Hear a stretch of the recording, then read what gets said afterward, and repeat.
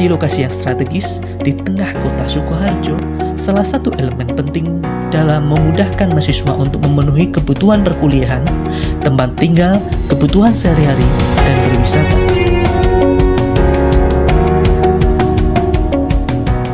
Program studi pendidikan yang menciptakan tenaga profesional siap kerja untuk membantu individu yang memiliki masalah pribadi, hubungan sosial, belajar, dan karir. Bimbingan dan konseling Univet berdiri sejak tahun 1983 dengan nama Psikologi Pendidikan dan Bimbingan, kemudian berganti nama menjadi Bimbingan dan Konseling dengan akreditasi B. Lebih dari 1.800 alumni lulus dari BK Univet dengan mayoritas sebagai guru, pengawas pendidikan, dan kepala sekolah. Melalui dosen-dosen yang minimal bergelar magister dan syarat akan pengalaman, kurikulum dirancang secara komprehensif untuk menciptakan mahasiswa yang terampil, komunikatif, berdaya saing, dan profesional. Beberapa kegiatan perkuliahan yang dilakukan dalam menumbuhkan dan mengembangkan profesionalitas mahasiswa antara lain layanan klasikal, konseling individual, konseling kelompok, bimbingan kelompok, instrumen tes dan non-tes, pengembangan media, seminar dan workshop BK, dan pengadministrasian. Segudang prestasi pun sudah ditorehkan mahasiswa di berbagai daerah di Indonesia seperti juara umum media pembelajaran tingkat nasional tahun 2017, finalis Indonesian Counseling Competition 2019, Perparprov 3 2018 Surakarta cabang atletik kategori 1.500 putra, juara futsal antar perguruan tinggi se-Jawa Bali tahun 2017 dan 2018. Munculnya prestasi salah satunya dipengaruhi oleh terpenuhinya fasilitas dari bimbingan dan konseling seperti laboratorium bimbingan dan konseling terstandar, ruang micro teaching terstandar, ruang kelas yang nyaman, perpustakaan pusat dan prodi yang memiliki lebih dari 8.000 koleksi buku cetak maupun elektronik, ruang dosen, dan unit pengembangan karir dan alumni. Selain itu, masih ada fasilitas umum seperti parkiran yang luas, lapangan untuk berolahraga, dan berbagai unit kegiatan mahasiswa sebagai wadah pengembangan diri mahasiswa. Ayo, bergabung bersama kami. Pengertian konseling berbasis solusi.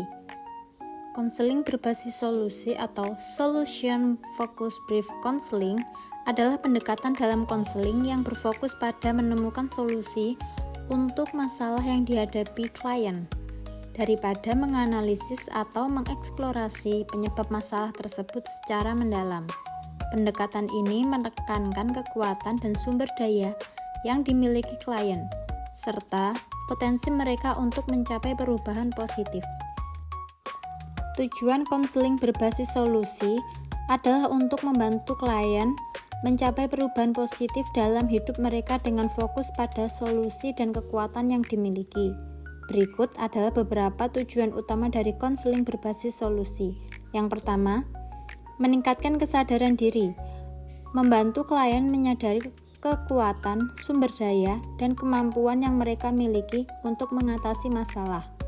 Ini meningkatkan kepercayaan diri dan keyakinan klien dalam menghadapi tantangan. 2. Menetapkan tujuan yang jelas. Membantu klien merumuskan tujuan yang spesifik, terukur, dan realistis. Dengan menetapkan tujuan yang jelas, klien dapat lebih fokus dan termotivasi untuk mencapainya. 3. Mengidentifikasi solusi. Mendorong klien untuk mengeksplorasi dan menemukan solusi yang telah berhasil di masa lalu atau yang dapat diterapkan di masa depan. Ini membantu klien untuk berpikir kreatif dan menemukan cara baru untuk mengatasi masalah. 4. Mendorong perubahan positif. Membantu klien untuk melakukan perubahan positif dalam perilaku, pola pikir, dan emosi. Konseling berbasis solusi berfokus pada langkah-langkah kecil yang dapat diambil untuk mencapai perubahan yang diinginkan. 5. Mengurangi ketergantungan pada masalah.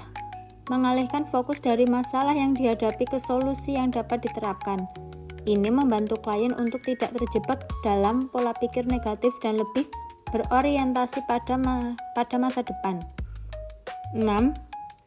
Meningkatkan keterampilan mengatasi. Mengajarkan klien keterampilan mengatasi yang dapat mereka gunakan dalam situasi sulit di masa depan. Ini termasuk teknik manajemen stres, komunikasi efektif, dan pemecahan masalah. Tahapan konseling berbasis solusi. Yang pertama, tahap pembentukan hubungan atau rapport building. Pada tahap ini, konselor menciptakan suasana nyaman dan aman agar konseli merasa diterima dan didengar. 2. Tahap penentuan tujuan konseling. Setelah konseli merasa nyaman, konselor membantu merumuskan tujuan spesifik yang ingin dicapai dari proses konseling. 3. Tahap eksplorasi keberhasilan atau pengecualian, exception finding. Konselor membantu konseli mengingat momen ketika masalah tidak muncul atau saat ia mampu mengatasi masalah. 4. Tahap pertanyaan keajaiban atau miracle question. Pertanyaan ini digunakan untuk membantu konseli membayangkan kondisi ideal seandainya masalahnya hilang secara ajaib. 5. Tahap skala, scaling question. Konselor mengajak konseli menilai kondisi atau perasaannya dalam skala 1-10 untuk melihat sejauh mana masalah atau kemajuannya. 6. Tahap perencanaan langkah kecil atau small step. Tahap ini mengarahkan konseli untuk membuat rencana tindakan kecil dan realistis yang bisa dilakukan segera. 7. Tahap evaluasi dan afirmasi positif. Pada akhir sesi, konselor memberi penguatan dan motivasi atas hal-hal positif yang telah dilakukan konseli. Studi kasus, identitas konseli disamarkan, nama Elsa, usia 16 tahun, jenis kelamin perempuan, kelas 11 IPA, sekolah SMA Negeri X, konselor Salma. Elsa, nama samaran, adalah siswi yang dikenal aktif dan berprestasi. Namun dalam 2 bulan terakhir, wali kelas dan beberapa guru mata pelajaran melaporkan bahwa Elsa mengalami penurunan kinerja akademik. Tugas-tugas banyak yang tidak dikumpulkan tepat waktu, dan Elsa tampak sering melamun atau terlihat lelah di kelas. Ketika datang ke ruang BK, Elsa mengaku merasa sangat stres karena tugas sekolah yang menumpuk, dan ia tidak tahu harus mulai dari mana.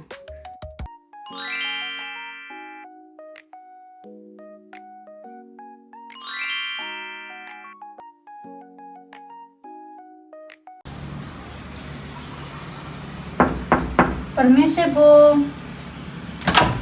Baik, silahkan masuk.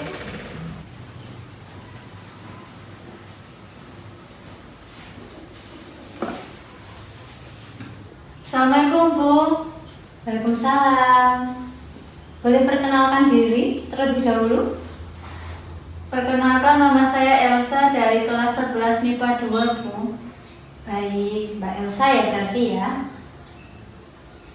Kalau boleh tahu, kesibukannya sekarang apa? Saya ikut kegiatan ekstrakurikuler pramuka. Kegiatan ekstrakurikuler menurut Mbak Elsa menyenangkan atau tidak? Menyenangkan, Bu, karena sesuai hobi saya yaitu menjelajah. Ya. Bagaimana kabarnya Mbak Elsa hari ini? Sepertinya kurang baik, Bu. Kalau boleh tahu, kenapa Mbak Elsa merasa kurang baik hari ini? Saya merasa banyak pikiran di kepala saya karena banyaknya tugas sekolah yang menumpuk. Kira-kira itu tugas mata pelajaran apa? Mata pelajaran matematika, Bu. Jadi Mbak Elsa kurang suka dengan pelajaran matematika atau merasa kewalahan untuk mengerjakan tugas matematika? Saya merasa kewalahan sih, Bu. Iya. Itu tugas individu atau tugas kelompok? Tugas individu. Sebelumnya, apakah Mbak Elsa sudah pernah melakukan layanan konseling? Belum, Bu. Baik. Terima kasih Mbak Elsa karena sudah berani datang ke ruangan bimbingan dan konseling ini. Silahkan nanti Mbak Elsa ceritakan apa yang menjadi beban atau masalah yang sedang Mbak Elsa hadapi. Selanjutnya nanti untuk masalah yang Mbak Elsa ceritakan kepada saya jamin hanya saya dan Mbak Elsa yang tahu. Jadi masalah yang Mbak Elsa ceritakan pasti aman, ya. Baik, Bu. Di sini saya hanya memiliki waktu 1 jam untuk melakukan konseling. Apakah Cukup, Mbak Elsa? Sepertinya cukup, Bu. Ya, jadi kita rumuskan terlebih dahulu tujuan dari konseling kali ini. Nah, setelah melakukan konseling ini, harapannya bahwa Mbak Elsa merasa lebih baik dan tidak merasa bahwa tugas menumpuk itu bisa teratasi oleh Mbak Elsa. Mbak Elsa, jika konseling ini berhasil dan Mbak Elsa merasa terbantu, apa kira-kira yang ingin Mbak Elsa capai? Saya ingin mengerjakan tugas dengan tenang dan tanpa terburu-buru atau panik, Bu.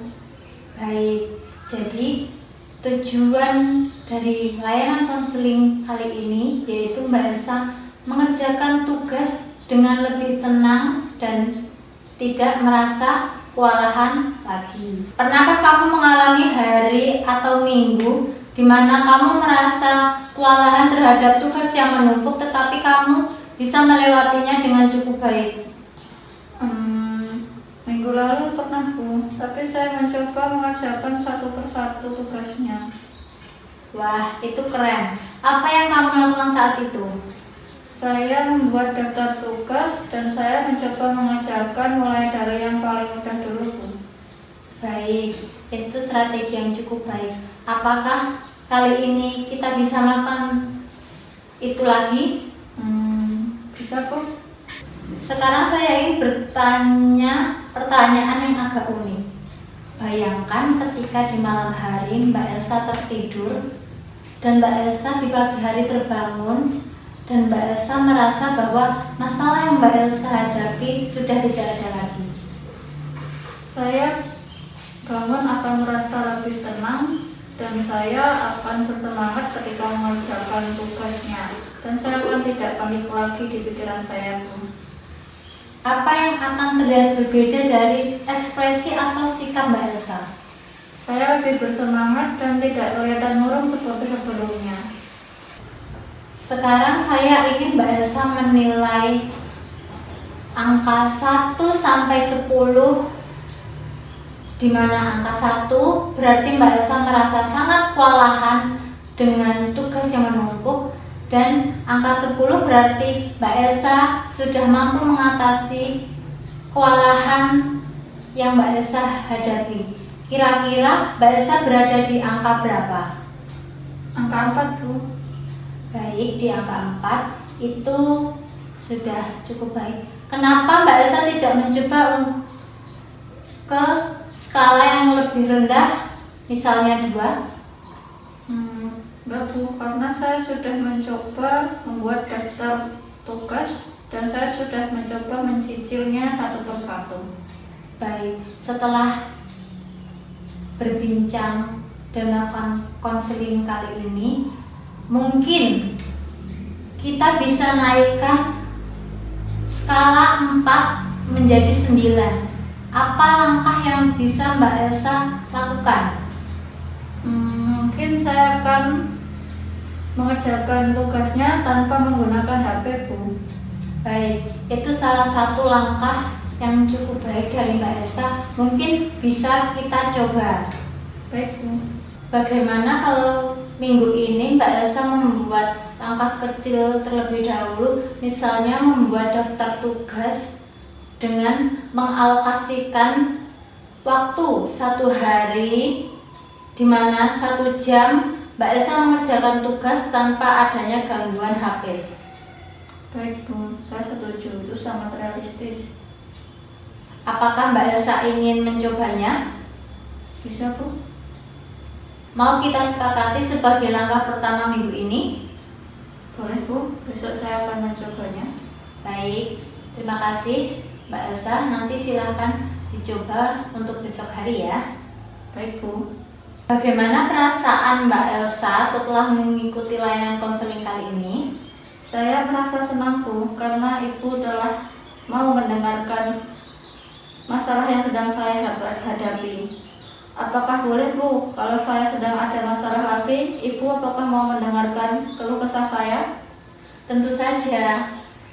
Saya siap mendengarkan setiap masalah apapun yang akan diceritakan siswa-siswa di sekolah ini. Tenang saja ya Mbak Elsa. Baik, Bu. Apakah Mbak Elsa sudah merasa cukup dengan sesi konseling kali ini? Saya kira sudah cukup, Bu. Dan terima kasih, Bu, karena konseling ini saya bisa merumuskan solusi masalah yang sedang saya hadapi. Sama-sama Mbak Elsa. Baik, Bu, saya mau lanjut ke mata pelajaran selanjutnya. Ya, silahkan.